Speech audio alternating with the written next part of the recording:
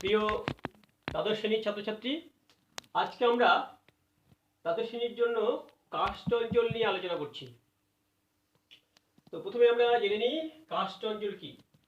Caste, KARST, caste কথাটি একটি Germany শব্দ, যার আবার উৎপত্তি হয়েছে স্লোভেনীয় শব্দ KRAS, ক্রাস থেকে। এই ক্রাস কথার অর্থ হলো উন্মুক্ত প্রস্তর ক্ষেত্র।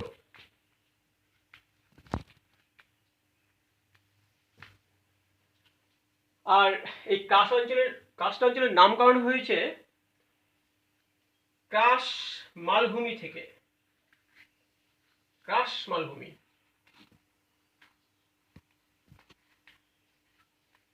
এবার কাস্ট অঞ্চল বলতে কি বোঝায়?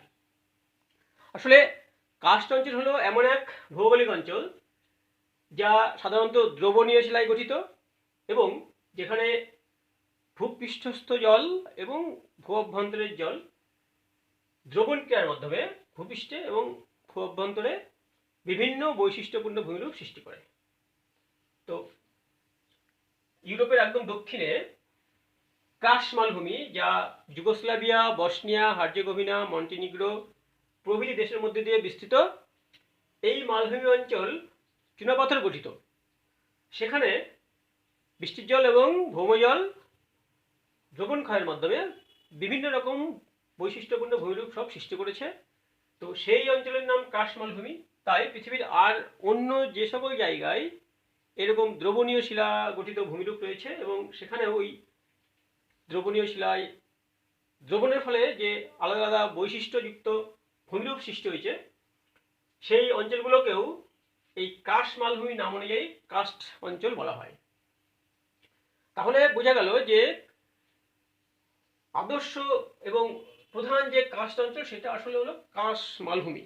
এখন পৃথিবীর সব জায়গায় কিন্তু এই কাস্ট অঞ্চল দেখা যায় না। তার মানে পৃথিবীর সর্বত্র কাস্ট অঞ্চল গঠনের অনুকূল পরিবেশ সেটা নেই। তো এখন আমরা একটু জেনে নেব যে পৃথিবীর আর কোথায় কোথায় এই কাস্ট অঞ্চল রয়েছে। তো প্রধান কাস্ট অঞ্চল সেটা ইউরোপের দক্ষিণে যুগোস্লাভিয়া, বসনিয়া, হার্জেগোভিনা, মন্টিনিগ্রো প্রভৃতি দেশের মধ্যে দিয়ে বিস্তৃত হয়েছে। এটা ডিনারিক আল্পস পার্বত্য অঞ্চল নামে পরিচিত।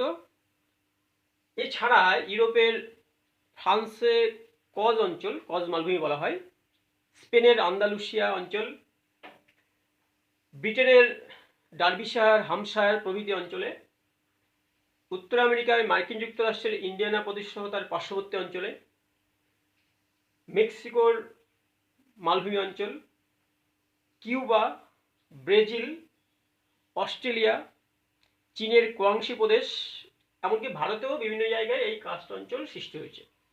ভারতের পাঁচবাড়ি মালভূমি, মেঘালয়ের চেরা মালভূমি, অন্ধ্রপ্রদেশের বোরাগুহা অঞ্চল, এমনকি পশ্চিমবঙ্গের উত্তরাংশে দার্জিলিং পার্বত্য অঞ্চলের একদম পূর্ব প্রান্তে বক্সা ডুয়ার্স অঞ্চলেও ডলোমাইট শিলা গঠিত অঞ্চলে সেখানেও কাস্ট অঞ্চল কিছুটা সৃষ্টি হয়েছে, কাস্ট ভূমিরূপ কিছুটা দেখা যায়। তো এখন আমরা এই কাস্ট ভূমিরূপ সৃষ্টির জন্য কেমন পরিবেশ দরকার সেই সম্বন্ধে একটু আলোচনা করি। আদর্শ কাস্ট অঞ্চল গঠনের উপযোগী পরিবেশ।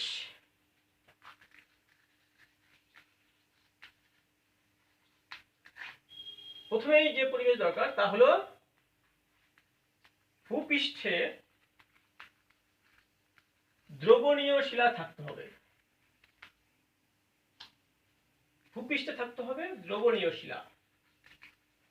দ্রবণীয় শিলা অর্থাৎ চুনাপাথর, ডলোমাইট, চক, জিপসাম প্রভৃতি শিলা ভূপৃষ্ঠে থাকলে সেই শিলাগুলো সাধারণত বৃষ্টির জল দ্বারা বা ভৌমজল দ্বারা খুব সহজেই দ্রবীভূত হয়। সেই জন্য ভূপৃষ্ঠে দ্রবণীয় শিলা থাকার দরকার। দ্বিতীয়ত,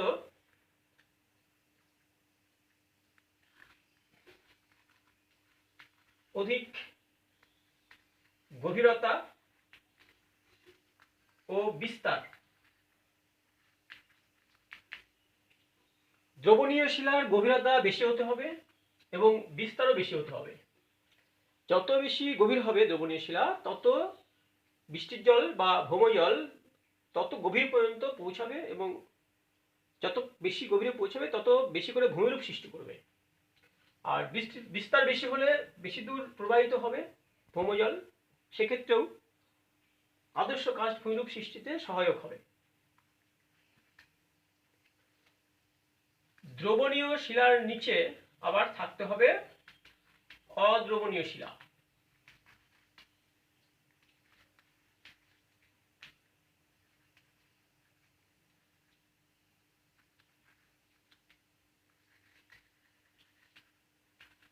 আসলে ভূপৃষ্ঠের একদম কাছে দ্রবণীয় শিলা, আর তার নিচেই থাকবে অদ্রবণীয় শিলা। যদি এরকম পরিবেশ থাকে তবে কাস্ট ভূমিরূপ ভালোভাবে গঠিত হবে।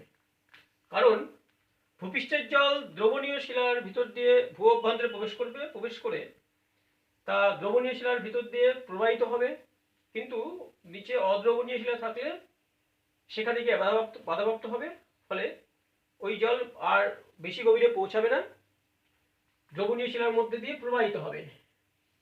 ফলে কি হবে, ওই দ্রবণীয় শিলার ভিতর দিয়ে প্রবাহিত হওয়ার সময় দ্রবণ ক্ষয়ের মাধ্যমে বিভিন্ন ভূমিরূপ সৃষ্টি করতে পারবে। তাই এটা একটা গুরুত্বপূর্ণ অবস্থা। ভৌমজলের প্রবাহ। কাস্ট অঞ্চলে ভূপৃষ্ঠের নিচে ভৌমজলের প্রবাহ বেশি থাকতে হবে। যত বেশি থাকবে তত কাস্ট ভূমিরূপগুলো ঠিকঠাক সৃষ্টি হবে। নদীর অবস্থান। যদি কাস্ট অঞ্চলের উপর দিয়ে কোনো নদী প্রবাহিত হয়, সেক্ষেত্রে ওই নদীর জল দ্রবণীয় শিলার ভিতর দিয়ে ভূ অভ্যন্তরে বেশি করে প্রবেশ করবে, সেক্ষেত্রেও ভূমিরূপ বেশি করে সৃষ্টি হবে। অধিক বৃষ্টিপাত।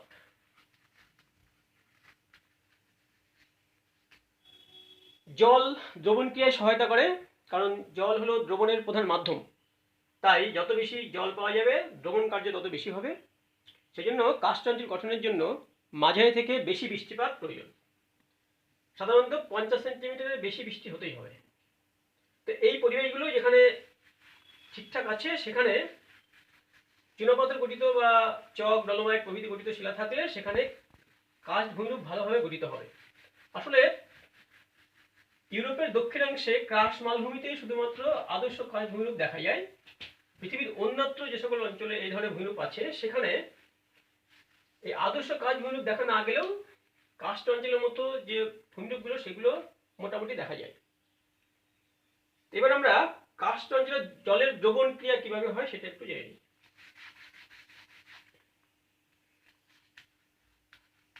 ভৌমজলের কাজ কাস্ট অঞ্চলে। এখানে জলের প্রবাহ, ভৌমজলের প্রবাহ 3 রকম কাজই করে: ক্ষয়, বহন এবং সঞ্চয়। তো প্রথমে আমরা ক্ষয় কাজ সম্বন্ধে জানি। আমাদের আজকে আলোচনার মূল বিষয় কাস্ট অঞ্চলে ভৌমজলের ক্ষয়, প্রবাহ এবং ক্ষয়, বহন এবং সঞ্চয়ের ফলে যে ভূমিরূপগুলো সৃষ্টি হয় সেইগুলোর আলোচনা। তো এখানে কাস্ট অঞ্চলে ভৌমজল দুরকম ভাবে ক্ষয় করে। এক হচ্ছে দ্রবণ ক্ষয়, আর এক হলো অবঘর্ষ ক্ষয়। দ্রবণ ক্ষয় কিরকম? কাস্ট অঞ্চলে যে শিলা, সেই শিলা দ্রবণীয় শিলা, অর্থাৎ চুনাপাথর, ডলোমাইট, চক, জিপসাম প্রভৃতি শিলা।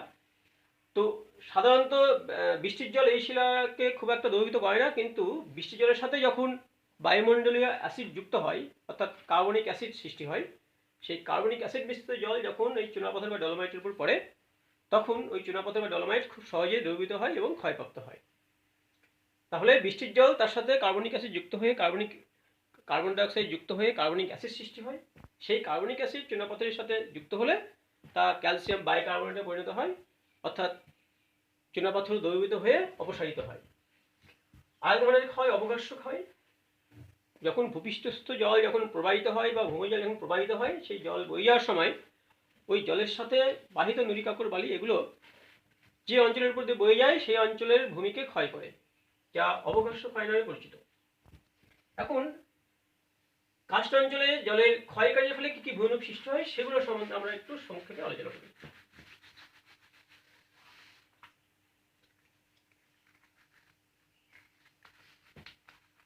ক্ষয়ের ফলে সৃষ্ট ভূমিরূপ।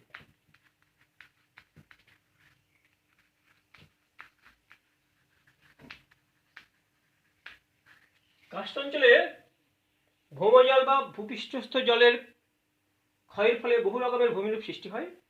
তার মধ্যে মূল যেগুলো সেগুলো যেমন টেরারোসা। টেরারোসা এটা কিরকম? টেরারোসা এক ধরনের মৃত্তিকা, আসলে লাল মৃত্তিকা। টেরা কথার অর্থ মৃত্তিকা আর রোসা কথার অর্থ লাল। সাধারণত ভূমধ্যসাগরীয় অঞ্চলে মধ্য অক্ষাংশে যেখানে একটু বেশি বৃষ্টি হয় এবং একটু ঢাল বেশি ভূমির, সেখানে যদি চুনাপাথর গঠিত হয় ভূমি, তাহলে সেখানে জলের দ্রবণ ক্রিয়ায় এবং রাসায়নিক বিক্রিয়ার ফলে এক ধরনের লাল কাদার আস্তরণ সৃষ্টি হয়, যা ওই অঞ্চলে টেরারোসা নামে পরিচিত। দ্বিতীয় যে ভূমিরূপ আমরা সচরাচর দেখতে পাই কার্স্ট অঞ্চলে তা হল গ্রাইক্স ও ক্লিন্স। কার্স্ট অঞ্চলে মৃদু থেকে মাঝারি ঢালযুক্ত যে অঞ্চলগুলো, তার উপর দিয়ে ভৌমজল প্রবাহিত হওয়ার সময় জলের দ্রবণ ক্রিয়ার ফলে অসংখ্য ফাটলের সৃষ্টি হয়। সেই ফাটলগুলো প্রথমে অত্যন্ত সরু থাকে, পরে দ্রবণ ক্রিয়া যত বাড়ে তত এই ফাটলগুলো আস্তে আস্তে দীর্ঘতর হয়। এই ফাটলগুলো আবার তার দুই পাশে চূড়া দ্বারা বিচ্ছিন্ন থাকে। এই ফাটলগুলো বা খাতগুলোকেই, ফাটলগুলো আসলে চওড়া হলে সেগুলো খাতে পরিণত হয়, সেইগুলোকেই গাইডস বলা হয়। আসলে ইংল্যান্ডে গাইডস বলা হয়। তো এই যে ফাটলগুলো, এই ফাটলগুলো হলো গাইডস, আর এই চূড়াগুলো হচ্ছে ক্লিন্ট। এই গাইডস ইংল্যান্ডে গাইডস দাম, জার্মানিতে আবার এই গাইডসকে বলা হয় কারেন। কারেন, এই কারেনের আবার অনেক রকম ভাগ আছে। যখন একদম সরু সরু খাত সৃষ্টি হয়, একদম সরু খাত, তখন সেগুলোকে বলা হয় রিলেন কারেন্ট। সেগুলো যখন আবার আস্তে আস্তে চওড়া হয় তখন এবং ঘন হয় তখন রিনেন কারেন্ট। তারপর ওই কারেন্টগুলোর তলদেশ যখন সমতল হয়, অর্থাৎ এরকম হয়ে যায় তলদেশ সমতল, টিট কারেন্ট। কিছুটা বৃত্তাকার হলে তাকে বলা হয় রুন কারেন্ট। এরকম বিভিন্ন প্রকার কারেন্ট আমরা দেখতে পাই। তো জার্মানিতে কারেন্ট, ইংল্যান্ডে গাইক্স, এটা আবার কোথায় কোথাও বিশেষ করে ফ্রান্সের লেপিস বলা হয়। লেপিস, কারেন্ট, গাইক্স এগুলো সব একই ধরনের ভূমিরূপ। এগুলো আসলে ফাটল বা ফাটলগুলো আরও চওড়া হলে সেগুলো খাতে পরিণত হয়, সেই খাতগুলো।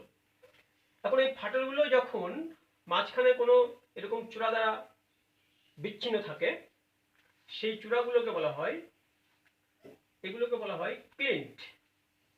এই ক্লিন্টগুলো দুই পাশে খাড়া ঢাল আর উপরটা প্রায় সমতল হয় এবং কারেন্টগুলোকে বিচ্ছিন্ন রাখে।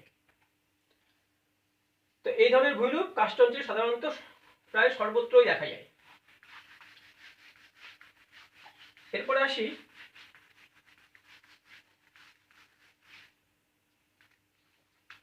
সোয়ালো হোল বা সিঙ্কহোল।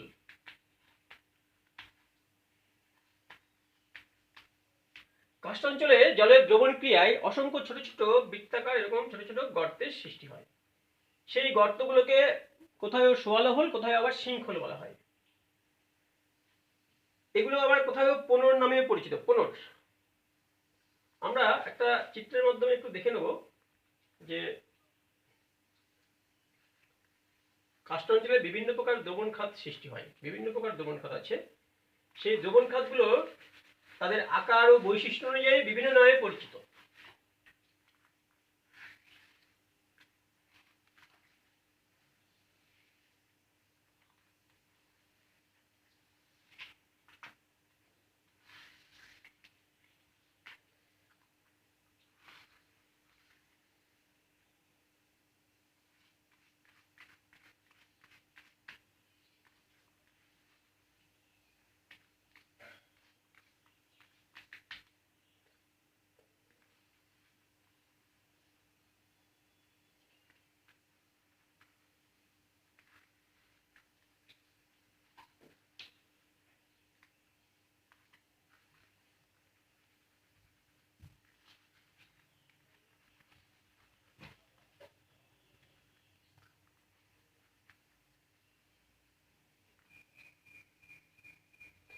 তো বিভিন্ন প্রকার দ্রবণ খাত হয়, তার মধ্যে আমরা একদম সব থেকে ছোট যে দ্রবণ খাতগুলো আমরা দেখতে পাই সেগুলোকে বলা হয় শৃঙ্খল। শৃঙ্খলেরই আর এক নাম হলো সোয়ালো হোল। এই শৃঙ্খলগুলো যদি পাশাপাশি একাধিক থাকে তাহলে দেখা গেল পাশাপাশি দুটো শৃঙ্খল দ্রবণের মাধ্যমে, দ্রবণ ক্ষয়ের মাধ্যমে বড় হতে থাকে, বড় হয়ে পরস্পর যুক্ত হয়ে গেল, যুক্ত হলে একটা বড়সড় শৃঙ্খল গঠিত হতে পারে। তখন ওই বড়সড় শৃঙ্খল আকারে বেড়ে গেলে, আয়তনে বেড়ে গেলে তখন সেগুলো কিছুটা উপবৃত্তাকার হলে তাকে বলা হয় ডোলাইন। তাহলে আমরা এগুলোকে আমরা ডোলাইন বলতে পারি। ডোলাইন আর শৃঙ্খলের মধ্যে পার্থক্য কি? ডোলাইন আকারে বড়, ডোলাইন শুধু দ্রবণের ফলে সৃষ্টি হয় না, আসলে শৃঙ্খল যে ছোট অসংখ্য ছোট ছোট গর্ত, সেই গর্তগুলো মূলত দ্রবণ ক্রিয়ায় সৃষ্টি হয়। তো একাধিক শৃঙ্খল যুক্ত হলে সেটা আকারে বড় হয়, সেটাকে তখন ডোলাইন বলা হয়। এই ডোলাইন শুধু দ্রবণের মাধ্যমে সৃষ্টি হয় না, অনেক সময় চুনাপাথরের যে স্তর ভূপৃষ্ঠে, সেই ভূপৃষ্ঠ বসে গিয়ে ডোলাইন সৃষ্টি হতে পারে, যাকে অধোগত ডোলাইন বলা হয়।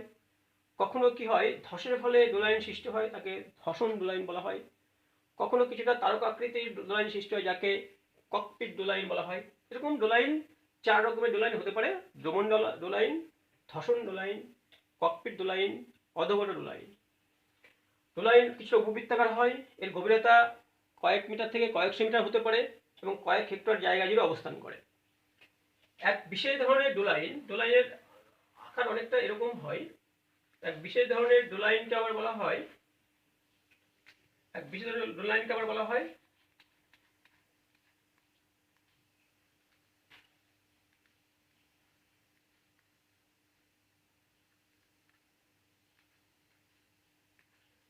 ডোলাইনের আকার অনেকটা এরকম হয়, ডোলাইনের গভীরতা একটু বেশি থাকে আর উপবৃত্তাকার হয়।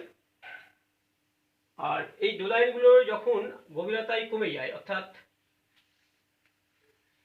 গভীরতা কমে গেল কিন্তু বিস্তার বেশি হয়, তখন তাকে বলা হয় দ্রবণ প্যান। তো ডোলাইন একটু গভীরতায় বেশি, দ্রবণ প্যান গভীরতায় কম, অর্থাৎ দ্রবণ প্যান হলো বিশেষ ধরনের ডোলাইন যার গভীরতা কমে যায় কিন্তু বিস্তার বেশি হয়। এবার এই ডোলাইনগুলো আবার অনেক সময় দ্রবণ ক্রিয়ায় আয়তনে বড় হয়, আয়তনে বড় হলে পাশাপাশি একাধিক ডোলাইন যুক্ত হতে পারে, সেক্ষেত্রে আরো বড় দ্রবণ খাতে সৃষ্টি করে, তখন তাকে বলা হবে উভালা। এই উভালাগুলো আরো আয়তনে বড় হতে পারে, অথবা দেখা গেল যে ভূপৃষ্ঠের বিশাল অংশ জুড়ে ধসে গেল বা বসে গিয়ে এক বিশাল অবনত অংশ সৃষ্টি হলো, তখন যে বিশাল অবনত বা দ্রবণ খাতের সৃষ্টি হয় তাকে বলা হয় পোলজে।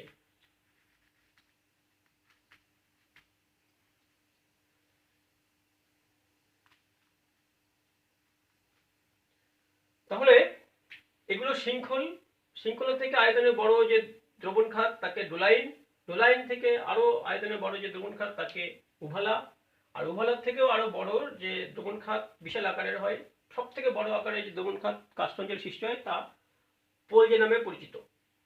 এই পোলজের আলাদা কিছু বৈশিষ্ট্য হচ্ছে, পোলজের তলদেশে অদ্রবণীয় শিলা থাকবে, অর্থাৎ কাদার সঞ্চয় দেখা যায়, ফলে পোলজে জল দ্বারা আবদ্ধ থাকে, অর্থাৎ জলের সঞ্চয় দেখা যায় পোলজের তলদেশে। পোলজের তলদেশে অনেক সময় অদ্রবণীয় শিলা এইভাবে অবস্থান করলে ঢিবির আকারে অবস্থান করে, যাকে হেইস্ট্যাক পাহাড় বা পেপিনো পাহাড় বলা হয় বা হামস বলা হয়, যা পোলজের তলদেশে দেখা যায়। পোলজের দুই পাশের ঢাল খুব খাড়া হয়, আর পোলজে হলো কয়েক হেক্টর বা কয়েকশো হেক্টর জায়গা জুড়ে অবস্থিত বিশাল আকারের খাত। কাষ্ঠ অঞ্চলে এই পোলজে সব থেকে বড় খাত। লিভনো পোলজে উল্লেখযোগ্য পোলজে। তো এগুলো সব কাষ্ঠ অঞ্চলে দ্রবণ ক্রিয়ার ফলে সৃষ্টি হওয়া বিভিন্ন আকৃতি এবং বৈশিষ্ট্য সম্পন্ন দ্রবণ খাত। এবার আমরা আরো কিছু বৈশিষ্ট্যপূর্ণ ভূমিরূপের আলোচনা করি। যেমন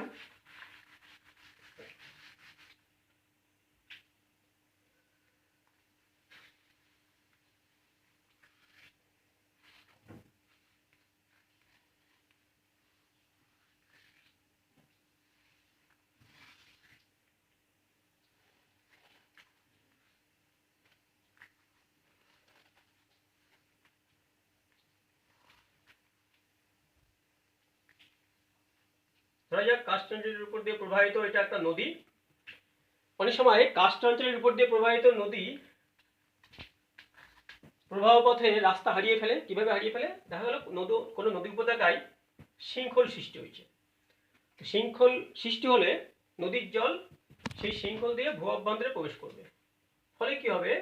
ভূপৃষ্ঠের এই অংশ দিয়ে আর নদীর প্রবাহ হয়তো দেখা যাবে না, অর্থাৎ এই নদীটা ভূ অভ্যন্তরে প্রবেশ করে ভূ অভ্যন্তর দিয়ে অন্তঃসুরিয়া নদীরূপে প্রবাহিত হচ্ছে এবং দেখা গেল যে তা আবার কোনো শৃঙ্খল দিয়েই ভূপৃষ্ঠের বাইরে বেরিয়ে এসছে। এরকম নদী প্রবাহকে বলা হয় অন্তঃসুরিয়া নদী। তো অনেক সময় দেখা যায় যে ওই অন্তঃসুরিয়া নদী যেহেতু ভূ অভ্যন্তরে সুড়ঙ্গ পথে প্রবাহিত হয়, তো সেই সুড়ঙ্গের ছাদ কোনো কোনো ক্ষেত্রে অনেক সময় ভেঙে যেতে পারে, এইভাবে ভেঙে পড়তে পারে। তো সেই ভাঙা অংশ দিয়ে তখন নদীটাকে ভূ অভ্যন্তরে নদীটাকে দেখা যাবে। এই যে অংশ দিয়ে ভূপৃষ্ঠের যে অংশ দিয়ে ভূ অভ্যন্তরে নদীটাকে দেখা যাবে তাকে বলা হয় কার্স্ট গবাক্ষ। কার্স্ট গবাক্ষ বা কার্স্ট জানালা। এই কার্স্ট গবাক্ষ আস্তে আস্তে আয়তনে দেখা গেল বেড়ে গেল। বেড়ে গেলে নদীর উপরে সুড়ঙ্গের উপরে কিছুটা অংশ দেখা গেল অবশিষ্ট আছে, সেটাকে তখন বলা হবে, সেটা নদীর দুই পাড়ের মধ্যে একটা সেতুর মতো ভূমিরূপ সৃষ্টি করবে সেতুর আকারে, যাকে স্বাভাবিক সেতু বলা হয়। এরকম ভূমিরূপ কার্স্ট অঞ্চলে দেখা যায়। তাহলে এ হলো কার্স্ট গবাক্ষ, এ হচ্ছে স্বাভাবিক সেতু। এবার দেখা গেল যে কোনো নদী যে উপত্যকা, সেই নদী উপত্যকার মধ্যে দিয়ে নদী প্রবাহিত হচ্ছিল, সেই নদী উপত্যকার মধ্যে কোথাও শৃঙ্খল সৃষ্টি হয়েছে, নদী উপত্যকার মধ্যেই এখানে শৃঙ্খল সৃষ্টি হয়েছে। এখন এই নদী প্রবাহ, নদী যে জল প্রবাহ, সেই জল প্রবাহ শৃঙ্খলে এসে শৃঙ্খলের ভিতরে প্রবেশ করবে। এক্ষেত্রে কি হবে? নদী উপত্যকার এইটুকু অংশে জলের প্রবাহ থাকবে, আর শৃঙ্খলে এসে শৃঙ্খলের ভিতর দিয়ে জল প্রবাহিত হবে। ফলে নদী উপত্যকার এই পরের অংশটাতে জলের কোনো প্রবাহ থাকবে না। ফলে কি হবে? এই অংশটা জল শূন্য হয়ে পড়বে, অর্থাৎ শুষ্ক হয়ে পড়বে। তখন নদী উপত্যকার এই অংশটাকে বলা হবে শুষ্ক উপত্যকা। আর যেখানে সে নদী উপত্যকা, নদী তার রাস্তা হারিয়ে ফেলবে, সেই জায়গাটাকে বলা হয় অন্ধ উপত্যকা। তাহলে কার্স্ট অঞ্চলে প্রবাহিত নদীর পথে কোথাও নদী উপত্যকায় কোনো শৃঙ্খল সৃষ্টি হলে সেই শৃঙ্খল দিয়ে নদী ভূ অভ্যন্তরে প্রবেশ করলে শৃঙ্খল পর্যন্ত যে নদীর অংশ সেখানে জল থাকবে। যেহেতু শৃঙ্খলে এসে নদী তার রাস্তা হারিয়ে ফেলে, তাই এই শৃঙ্খল পর্যন্ত যে নদী উপত্যকা তাকে অন্ধ উপত্যকা বলা হয়। আর শৃঙ্খলের পরবর্তী যে নদী উপত্যকা সেখানে জল থাকবে না, ফলে সেই অংশটাকে বলা হবে শুষ্ক উপত্যকা। এছাড়াও কার্স্ট অঞ্চলের উপর দিয়ে প্রবাহিত নদী খাড়া ভিয়াকৃতির নদী উপত্যকা সৃষ্টি করে, যাকে কার্স্ট গিরিখাত বলা হয়। তো এইগুলো কার্স্ট অঞ্চলে নদী এবং ভৌমজলের ক্ষয়কার্যের ফলে গঠিত বিভিন্ন প্রকার ভূমিরূপ। অনেক সময় দেখা যায় যে ডোলাইন বা দ্রবণ প্যানের মধ্যে কাদার সঞ্চয় ঘটেছে। সেক্ষেত্রে কি হয়? ওই ডোলাইনের তলদেশে কাদার সঞ্চয় ঘটলে ডোলাইনের তলদেশে জল সঞ্চয় হয়।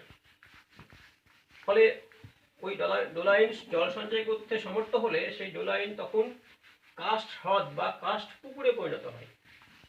তো এগুলো কাস্ট অঞ্চলের প্রধান ভূমিরূপ। এগুলো সম্বন্ধে তোমরা একটু পড়বে। এই পর্যন্তই।